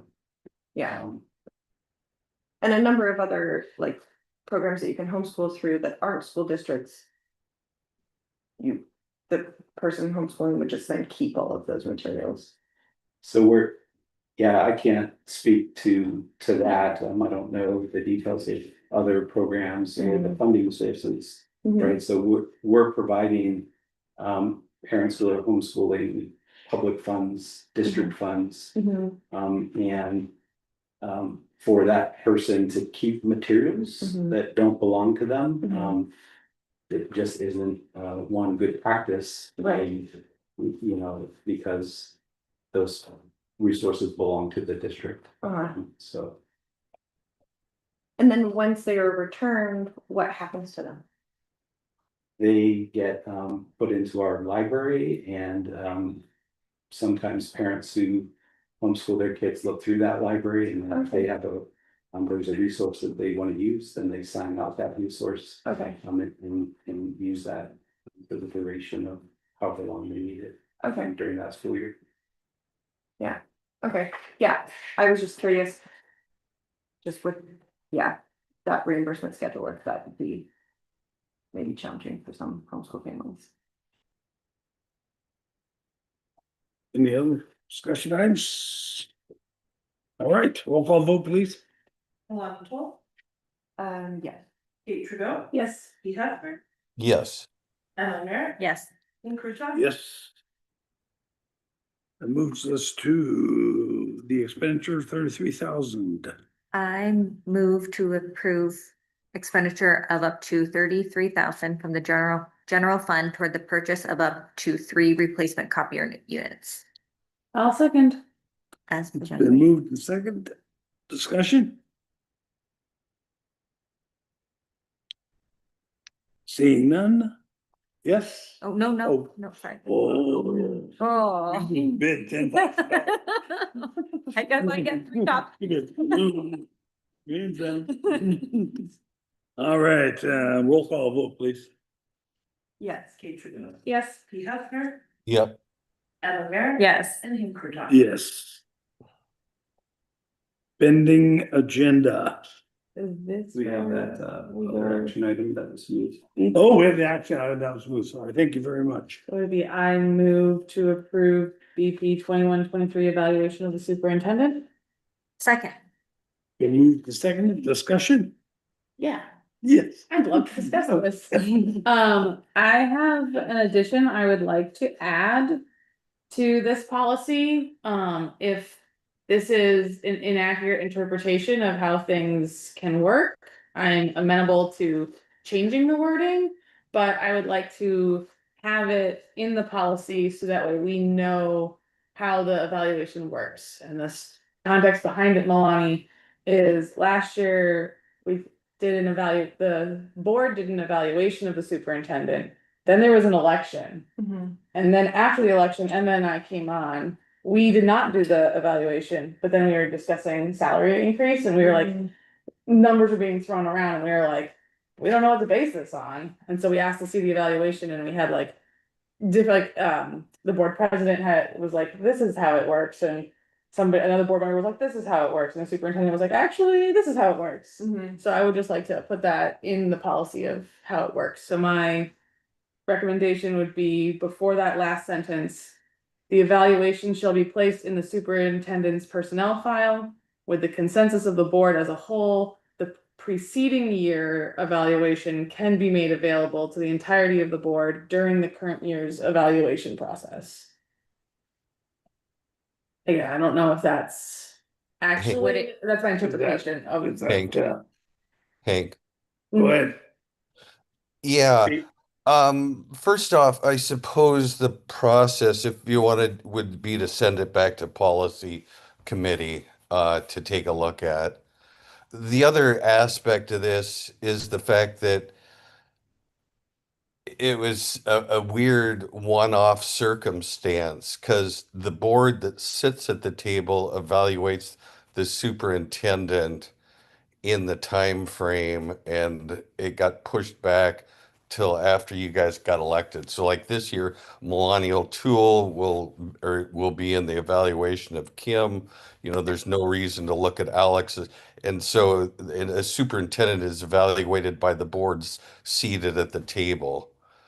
The following year, that evaluation isn't valuable because it isn't done by the board seated at the table. But I would suggest that the process, if you want to, would be to return this to the policy committee to take a look at rather than wordsmithing it at the board table. Okay. Thank you. Yeah, that's what I was thinking too. And then we find out what the legalities are too, because there are certain things that can happen with the personnel file and certain things that can't happen, correct? And if it goes into your personnel file, then Yeah, I mean, as I responded to the whole board in my response, right, typically. The board doesn't have and shouldn't have access to a person's personnel file. Unless, right, they are overseeing a hearing or some type of formal proceeding in which, you know, there may be evidence or information in a person's personnel file. And so that's really the legality piece around or a best practice, right, for yeah, the board, and again, certainly not individual board members, but the board collectively as a whole. So it does seem legitimate to me though, that if we've got an evaluation that's been completed and put away, and then we have new board members that are asked to determine an increase in salary, for example, that they would want to say, well, you know, what did the previous evaluation look like? Well, Does that make sense? I remember. yeah, it makes sense. Pete's shaking his head, so I'll defer to. Right. So normally, you know, Hank, we do the evaluation in February. You sit down in February, then you're doing the evaluation, and at that point in time, you do a salary increase with the board members seated at the table. For I don't know what reason, it got pushed off until Emma and Kate sat it on the board, and then they had questions at that point in time. It should have been done prior to that because they were not on the evaluation. See what, so that's the hink in this whole process because the board seated at the table in February, January, February, you start the evaluation process. Then you go through the process with the superintendent using the goals developed at that time. Then you come up and determine that they've had a successful evaluation. Then you look at a salary increase at that time with the board seated at the table. And it got a little convoluted this last time, and I'm not exactly sure why that happened, but it happened after Emma and Kate, who had not been on the board for that evaluation. Thanks, Pete. Yeah, I missed that the first time. That makes sense. so theoretically, that's not gonna happen again. No. Yes, then we'll go on Milani and then House. Okay, but I think I'm going to been first. Emma. Um. Yeah, evaluate it. I mean, this all depends on how the board wants to evaluate its superintendent, which is a very important part of our job. So. When I consider evaluating employees, these are not just backwards looking rubrics, they're also forward looking as well. So I understand the confusion of having an evaluation out of cycle with new board members. But we may always have a new board member because every year we elect new board members. And even if we don't, for me as a board member, I would like to be able to look at what we've discussed prior. I believe that's a fair way. As an employee, I would not want to come into an evaluation and then my boss tell me, oh, did you know that 3 months ago, I actually wanted you to do X, Y, Z?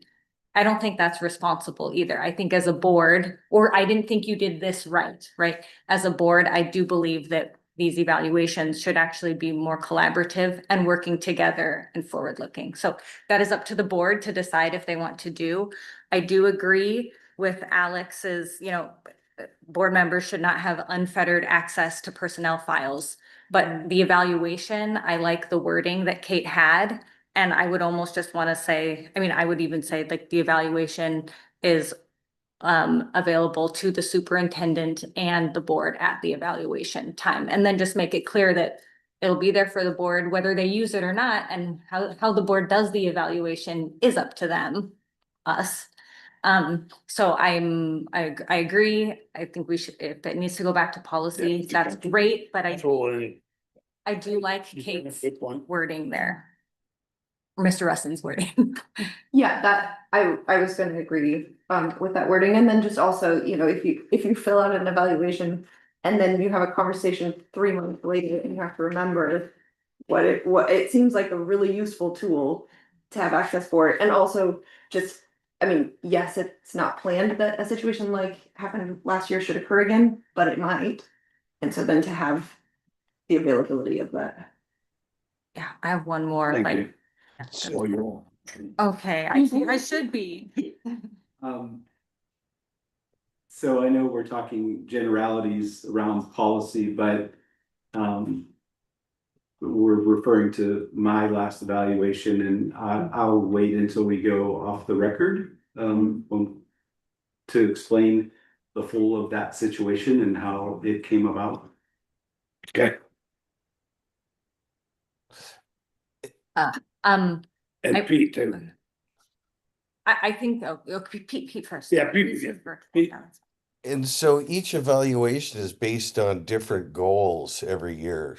So that's the thing, is that the evaluation happens in February, and you discuss how the goals are being addressed. Then new goals are set for a following year.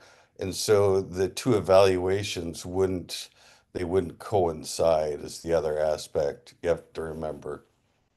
So you can't mesh one or the other. And then their private thing, that's the other aspect too, that you start getting into squishy territory. Like Alex was saying, you can take a look at them when you're in a quasi judicial format in executive sessions.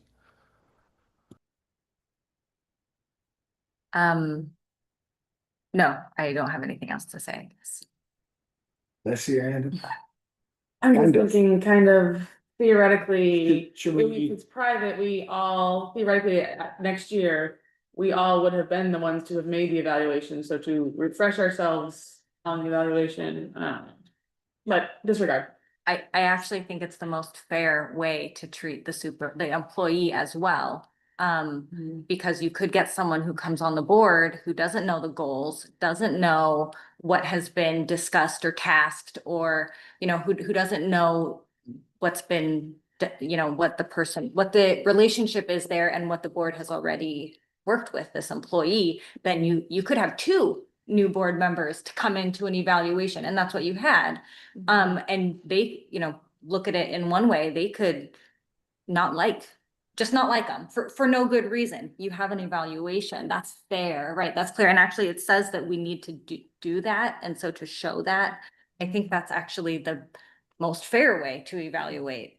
And to have board members be all on the same page. No, this is actually what the prior board talked about, we signed, and then we are looking at that, so. Okay. So I'm gonna take you. I was just gonna make a recommendation to withdraw the motion and withdraw the second and refer it back to the policy committee. And I can just say that, right? With, Well, or do we have to vote on it? No, you don't have to vote, but you'd ask the person who made the motion. You made the motion, are you willing to withdraw, have it go back to the policy committee? the Yep. person who seconded. withdrawn. Withdrawn. Okay, done. Thank you. Yeah, and then next time we'll make it just another action item. Yeah. Good. Oh, thanks. All right. Pending agenda. I want to briefly talk on this one. Promise it will be brief. Let me find it. This one is the board goals that not board goals, they're really, district goals that I would like to talk about as a board. When we met this summer, we did not have an opportunity to go over our district goals because we were talking about the superintendent search, rightly so.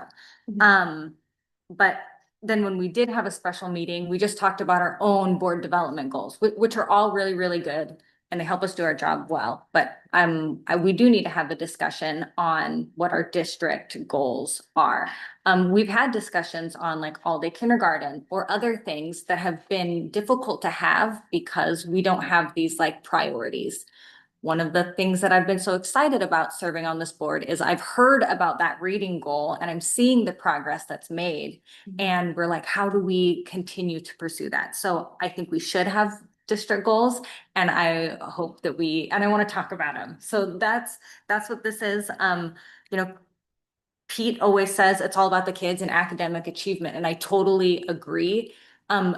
So we should have like points that we're looking at because that's too broad for us to actually make motion on. So that's what this is. I just wanted to be clear on it because it did get misnoticed once, and so we couldn't talk about it. And I think you said we were gonna talk about this with the new superintendent. Yeah, so, and, cause I sent him a message and I just said, you know, it'd be a really good opportunity to get to know the new superintendent, kind of what she's thinking, what we're thinking. And at that point, talk about not only the board goals, but if the board has any additional expectations for the district as they relate to academics. Yeah. Yeah, and that'd be a good time to do that. And it'd be at the beginning of the year, not the end of the year, so. Perfect. So it's been on pending agenda. That's It still is, but now it's in the summer pending agenda. Anything else for pending agenda for the next meeting? No. Nope. All right. Audience comments. All right. Board comments. Pete, you wanna start? Yeah. Oh gosh, and I had a thought in my head and it just flew out. I appreciated Dawn and well, I always appreciate Mrs. Donachie and her speaking about what's happening in the schools. That's always great. I'm always excited to hear back from the kiddos that went on their trips probably next month. That's always such a great experience for the kiddos. And appreciate Mrs. Gonzalez, her academic data information there. Thanks. And I'll see if I can remember what else I was thinking about randomly there, but excellent. Thanks, you guys. Thank you, Pete. Why? Yeah, I really enjoyed looking a little bit more at that school data, and it's great to see the progress that's being made in reading, and it was neat to get a little bit more report on track and the fact there's a new high school junior sport that has 30 kids in it. It's really cool. The opportunity. Thank you to the board for being willing to discuss the evaluation. And I'm just very proud of our schools. I love reading the reports like Pete, and it's great to see all the things that they're doing and hear all the positive feedback. Thank you. I got to participate in Junior Achievement in a Day this year. It was a wonderful program. Junior Achievement kind of has three different goals: workplace readiness, entrepreneurship, and financial literacy. So what they do is they have curriculum for K through 8th, and they send volunteers into the schools at no cost to the schools. Normally it's a 5 or 6, I think it's a 5-week thing, like an hour or so for 5 weeks. We did JA in a day where you just try to get as many lessons done on Friday. There was a lot of community, it was all done by community members. So you had business owners, you had businesses that sent their employees. I'm sure it was paid for also by local businesses supporting it. So there was a bunch of volunteer effort. Every volunteer was sent home with prep. They had to teach a class. every volunteer I talked to said, this is a lot more than I expected. And every volunteer that I talked to afterwards said this was awesome and it was so good. The materials were great. We had some prior teachers in the school district also teaching, and they said the curriculum was spot on. Someone like me who is not a teacher was able to jump in, and one of those sessions, I want to share the sessions that I did. I did fifth grade, so I was in a fifth, sixth combo class. The students were they were like getting into this business plan way more than I thought they were going to. They were really impressive. We talked about competitive pricing, market economy, and then we looked at talent, skills, transferable skills, and occupations. And I think that's also really important in just a really important topic in our community where they may not see a lot of professional jobs or even just the kinds of jobs that are out there to maybe inspire them. What am I interested in, and what could I do, and how could I even develop those skills? There was literally a part, how can you develop some of these skills? So anyway, I think that the Junior Achievement Program is excellent. It sounds like they're going to be doing it again next year. They do send in their people from, one person was actually teaching a class, I believe, but they sent 2 people down from Anchorage to do this with us. And it was just really, really good. And I remember doing it when I was a kid, and it was great to have it back in our schools. And I wanted to tell the board about it. And also just thank all the volunteers, because it was a lot. Like, that was not just I'll show up in a classroom and share a couple stories about what I do in work. It was a lot, and then we all really enjoyed it. So great opportunity for the kids and for the community. Thank you. So I see my grandkids almost every day. And every day when they show up at my house after school, I ask them how was school. And I usually get a big thumbs up. I usually get it was great. And even from Henry, I go, yeah, it was all right. So I thank the school district for providing my grandkids all a really good education and something they enjoy doing. So. And Alex, thank you for your committed staying committed all the way to the very end and your hard work. We appreciate it. And with that, I move to adjourn. I'll second. if we moved and seconded, no discussion necessary. Roll call vote. Kate Trudeau. Yes. Luana Mitchell. Yes. Emma Merritt. Yes. Pete Hefner. Yes. Kate Kurtzoff. Yes. Just like that. Meeting adjourned.